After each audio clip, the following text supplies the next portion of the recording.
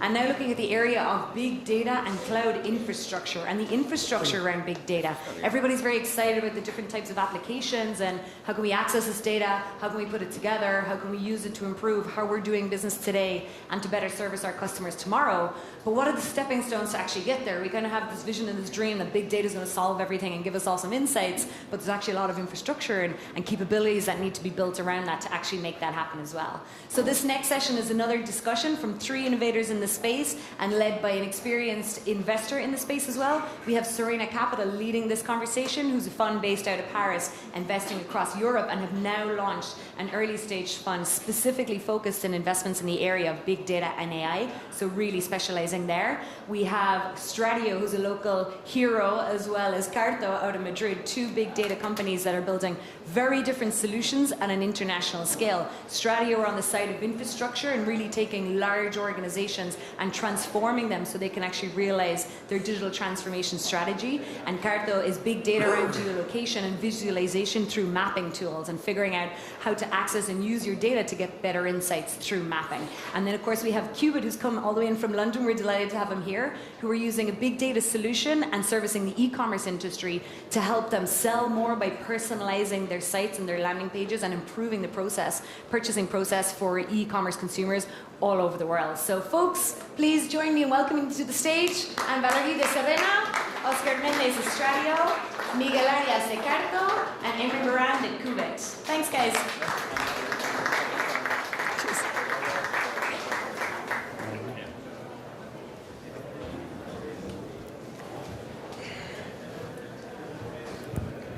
Hello, thank you everybody for joining us on this nice panel about a really sexy topic, which is big data and infrastructure and applications of that. I will introduce myself first, sorry.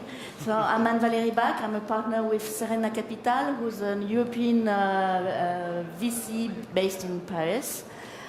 We are an entrepreneur fund, funded by entrepreneurs, by ex-entrepreneurs, and we have a lot of operating team to help our portfolio companies. We focus on growth equity for ventures with a fund that invests 5 to 15 millions. And then we have another fund, which is of interest of the topic of today, which is fully dedicated to data and artificial intelligence for early stage companies, seed and A rounds.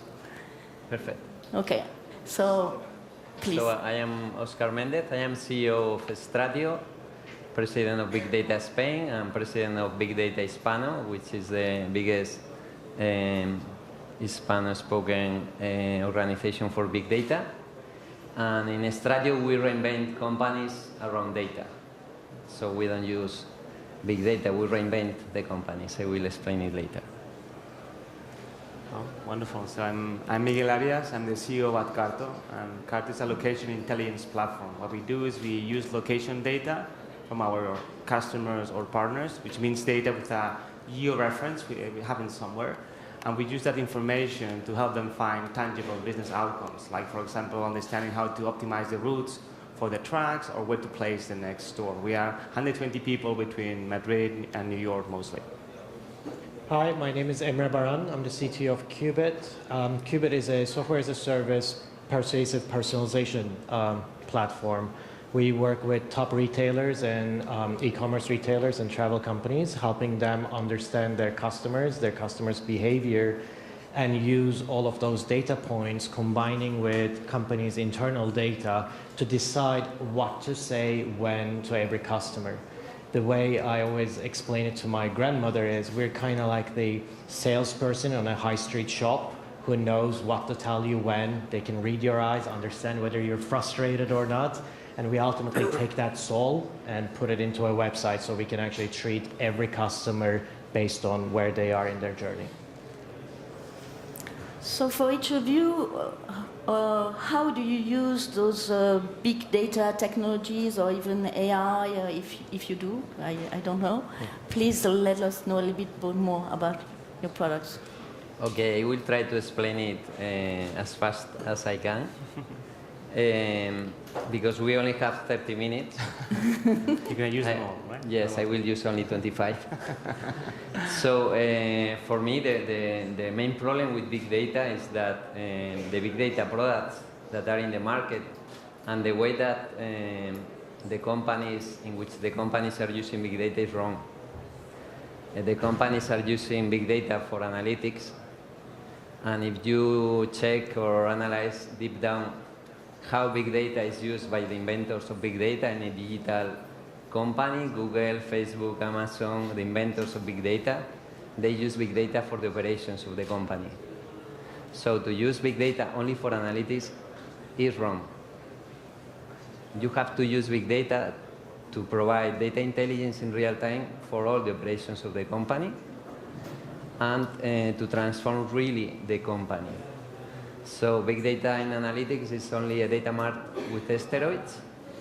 That is a partial use of big data, and with this you will not add the real value you are looking for. Therefore you have expectations not fulfilled and overpromise and under-delivery in any big data project.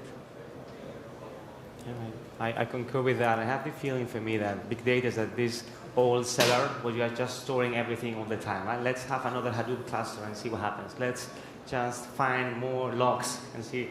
And I would like to think that you need to put this big data in context. And context can be operations, or context can be the location where things are happening. Because if you do that, then you can add disparate data sources and understand behavioral patterns. And that's what we're trying to do in our end. And I would say that for me, the key issue here is not talking about the data so much, which is going to become a big commodity, but talk about the use case. What are you using the data for, right? And for me, two words that I would like to tell to the audience are optimizations and prediction. So people want to see, with all this data stream that I have now, what can I do today? How can I optimize my process? And how is it going to be in the future? And that's really thinking about the use case, not about technologies. I guess both of those apply to us as well. You guys covered it pretty well. Nothing to say, no. Ultimately, big data for us is customer behavior. We understand how people behave, and the key thing is not just to be able to understand, analyze, but to be able to do that in real time and be able to respond back with a decision in real time. And going back to what he was saying around the context, that's very important when it comes to e-commerce. Average journey in 1999, everybody was excited to be able to find the product they were looking for, and they bought it right there, right then. However, in today's world, it's much more complex. Its average journey is 45 days to purchase a product. So people go through different emotions through that. And unfortunately, those emotions no longer are, in your marketing 101 book, is a very straightforward funnel. So in order to be able to understand that, we actually first look at the customers and consumers' behavior on a site and how they behave and what they do, as well as combining that data with other offline data sources that many of our clients already have. Working with top retailers, they're the single one that doesn't have their data lake. However, in the past, always that data has been captured and siloed there, and if you're lucky, somebody ran an analysis on it, but nobody was able to unlock that data and be able to use it in real time to make a decision and to decide what to give an end consumer as a solution or as an answer. So transforming those data in really actions, either for your clients or for yourself, for your operations, do your own clients really understand that and really embrace this vision? Do they really scale those ideas? Well, if you want, you can start. Yeah, I don't want to spoil. Yeah. They definitely understand, and they definitely have the desire to do so. However, in reality, their capability is not there most of the time.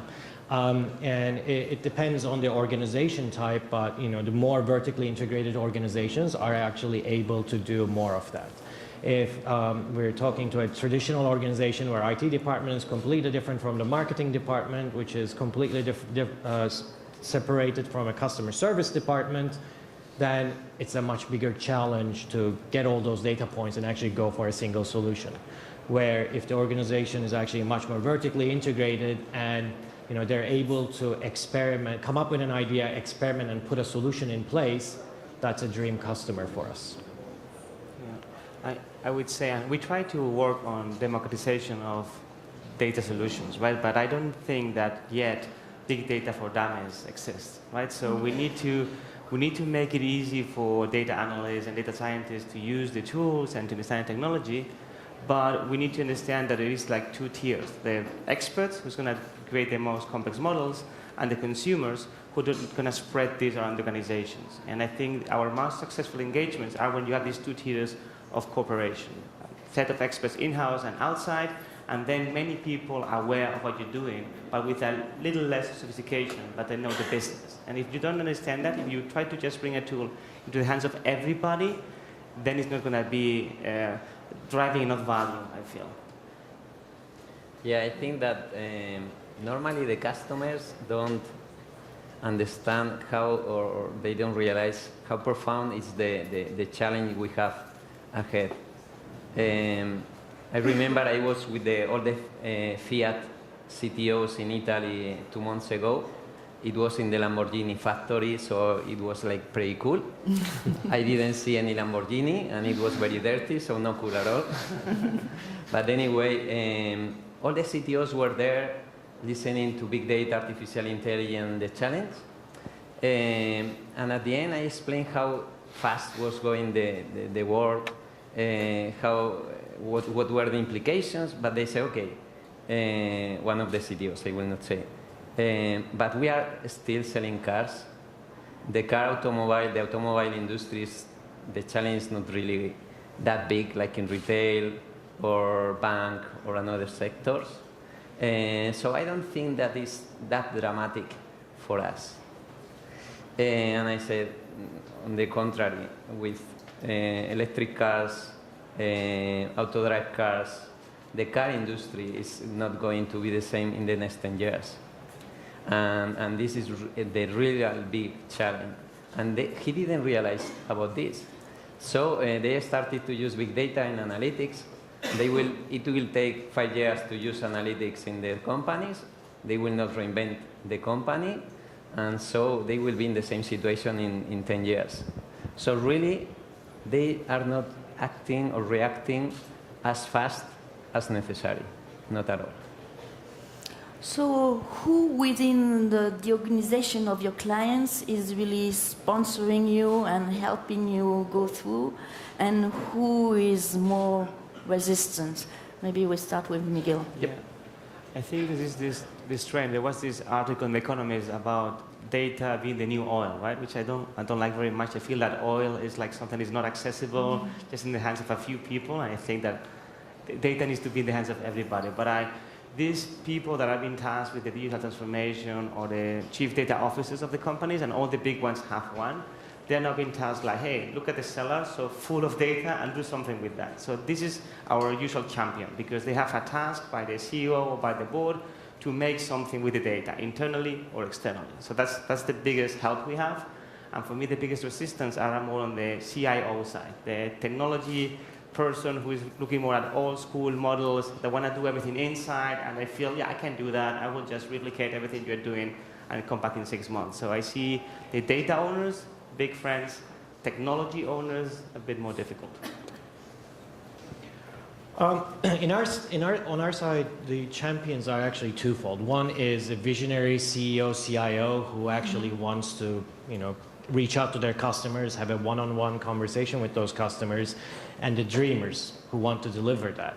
And then the second part of our actually target customers and our champions are all those practitioners who have to now take what CEO said, oh, I got to deliver that now. Now, how do I do that? And being able to provide the tools to enable them and deliver that vision. On the resistance side, we don't. The resistance is actually resistance to change more than anything else. Resistance comes in the form factor of, oh, we've made all this investment in our previous platform and we need to milk it out However, that platform was, 3 years ago's technology that doesn't scale. That's not flexible enough. That's not iterative and fast enough to be able to adapt to today's technology and today's thinking. Okay, we can take this idea and implement something, roll it out in 5 days, get some data, analyze, and roll on. And anybody who has a vested interest in a previous technology and they're trying to just get every penny out of it, we find them mostly on the resistance side. In our case, normally the CEOs are the ones that are supporting more the use of our product and our company, because sometimes these new technologies are a challenge too big or too disruptive with about the technology, the normal technology any company is using. So the CIOs, the CTOs, sometimes, not always, they don't feel so good about how disruptive is the technology and how profound the change they have to do. But the CEOs, the CDOs, both Chief Digital Officers and Chief Data Officers, they understand pretty well that they really have to change things. And the CEOs, in all CEOs' agenda, is digital transformation is one of the biggest issues. They know they have to do the transformation, but they don't know how to do it. So they are the ones asking for a real solution in which they can vertebrate this digital transformation they know they have to do. So I guess most of you see your markets as being really global. So can you tell us just a little bit more about how global your companies are, where you stand, and then I will ask more questions about that. So we are global in a sense that we have offices in 8 different cities. We have engineers in 4 of those offices. And we have to be global because we're, again, in online retail space. And any day and every day, a new retailer can come up, especially with the new technologies provided. They don't have to be the manufacturers either. They just come up with a better business plan to distribute a product, better business plan to connect.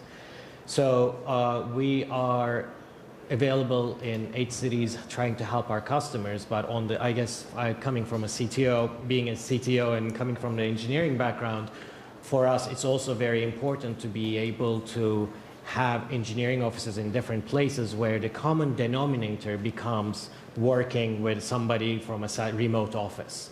If we cannot make that work, we cannot make our technology, make innovation work as efficiently as possible.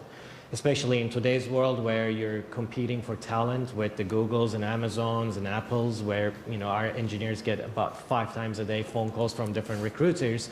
We need to make sure that A, we are providing a work environment that they cannot find in those places, but B, we need to make sure that we can expand as global as possible and find that talent and make it part of our company.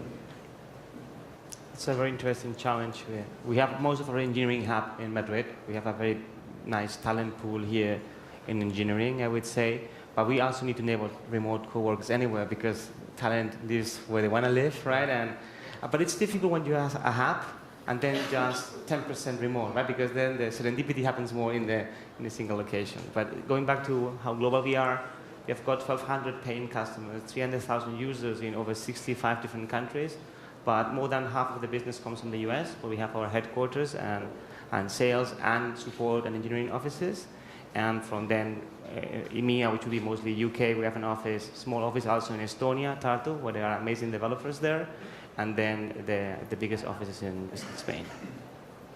We have been working with customers in all the continents. The exception is Asia. Asia and China are our unknown territory, because we are scared of the Chinese. No, just joking. Well, a little bit. So, and this is, for us, this is very important because it's not only about the company. For us, our opinion is that your product has to be able to be global. Has to be able to scale up in a global or internet dimension. So the idea is that you could have all the data, all the intelligence, and move all the operations of any Fortune 500 company at any moment. And that is the challenge, and that is the product we wanted to build, and the product that we are using to help those companies. Okay, so you are all world-class companies started in Europe. Is it a challenge for you to have started here, or is it an advantage, or is it the topic that you are on that is anyway so global that it's not even an issue where you come from? Perfect. For me, to start in Spain or in Europe, because I always prefer to talk about Europe, because we have European engineers, it's good and bad. This is a way not to answer your question. No, it's good because about talent, talent is the issue. It is not the number of people. It is not to have 10,000 people working. It's to have the most talented guys available in the market to build an exceptional product. And then talent in San Francisco, we have companies there. We have been working and making global, very big companies, and we know how tough it is to hire the real talent in San Francisco. It's almost impossible, not for us, but for any company. The top one talented guys go to Google, to Amazon, to Facebook, so you cannot access the tier one talent in San Francisco. But in Europe, if you have a super cool company, global, with a nice product, like all the three companies that are here, we can access the real talent. And that is a big, big advantage. That makes a difference. If you have the tier one engineers, you can do a product or any product that can compete with any other product worldwide. And that is a benefit. The part that is not so positive is that to go global, especially to the US market, is really tough. The US market is very different. The way to sell, so you have to adapt and to have a very good American team, and that is the only not so good part. So what is difficult? To really hire the very first guys in the US that will really bet on you? Well, in our opinion, the way to sell in US is very different, and the sales representatives, the way you hire them is also a challenge, because you make an interview, they say they are the best, the greatest, and then they would give you good references. You check them, and they all say positive things. And after 3 months, you see that this man is a disaster, and the references were messed up and it's not working. That doesn't happen here in Europe. If a sales representative says he's good, he gives you references, he says he's the greatest, normally he's very good. In US, it is a risk. Sometimes they are, but sometimes they are not. There's a funny thing around that. I mean, we Spaniards, when somebody speaks very good English, we naturally think they are smart, right? Oh, you speak very good English, you must be clever. Everybody speaks good English in the US, right? So even the dumbest people. So I get fooled all the time, but your accent is incredible. Yeah, I live here.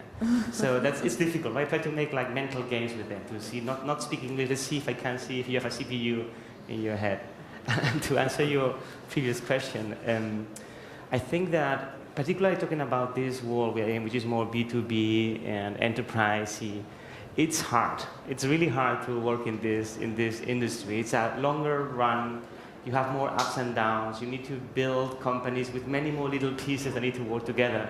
So resilience is critical.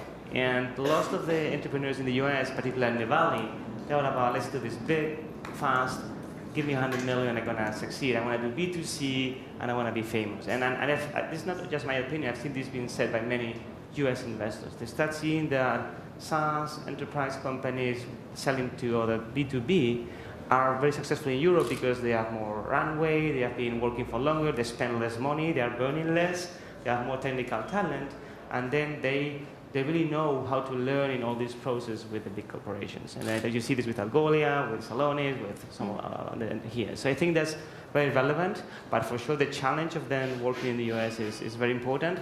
And just to point one thing a bit different, the personal challenge, the personal toll, I commute almost bi-weekly to the US, so 10 days in New York a month, and my marriage points are super low, right? I have almost no marriage points, and a lot of Fidelity Airlines points, but you cannot change one by the other, so it doesn't work very well. So yeah. So I used to live in New York and actually moved to London to start Qubit. And I see Europe as an advantage in a sense that it's a very diverse market and you have to actually learn how to operate in a bunch of different markets.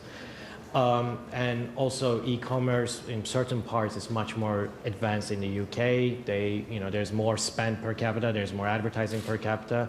And when I used to work at Google, many of the ads products, we used to actually first build it for the UK market and then 2 years' time actually bring it back to the US market because they were always trailing in terms of their market development, the needs of the market from e-commerce perspective. And in terms of talent as well, it's great to be in Europe because there's much more diverse talent coming from a bunch of different cultures, a bunch of different viewpoints. Unfortunately, with the recent Brexit votes, we have been suffering a lot of incoming interest from different countries in Europe because nobody wants to really come to England and have an uncertain future. However, I still see being a European company as a much bigger advantage because we can actually break the problems down for different cultures, different behaviors, and then US just then becomes another one of those. And when you look at many of the successful fashion companies, many of the successful car manufacturing companies and travel companies, they're actually European first and then global later. Okay.